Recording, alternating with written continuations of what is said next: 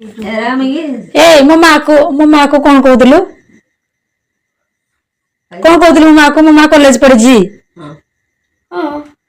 मो माँ को पचार तो से को कॉलेज रे पढ़ी जे को कॉलेज ना पढ़ी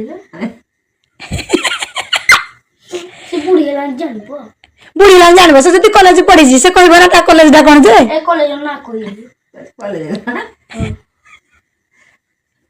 कॉलेज नाम ने आउनी सांगवा ने मो पुओ पचार जी ना तुम को कॉलेज रे पढ़ी जाओ मो माँ बिल्कुल पाठ पढ़ीनी हाई स्कूल कॉलेज मो माँ जी कहला ने हाई स्कूल कॉलेज रे पढ़ी जीवो ता ना स्पेलिंग को तो देख नाना को ता हाथ धरे धरे भी सिखे ना भी से लिखि पानी वो पचा नाना को भी केते धरे मी हाथ धरे ना सिखे कि ना नाना सिखि पारिनी नाना को आज पाठ पढ़ेबा मो पुआ जी ता नाना को पाठ पढ़ेबो नहीं नाना को धरे ना सिखे देले कि ता ना आता एबीसीडी जानी जू नहीं दाना सीडी सिखा सुनो नाना रे ना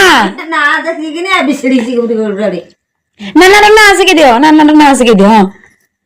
हां कौन की तो ना पोर हां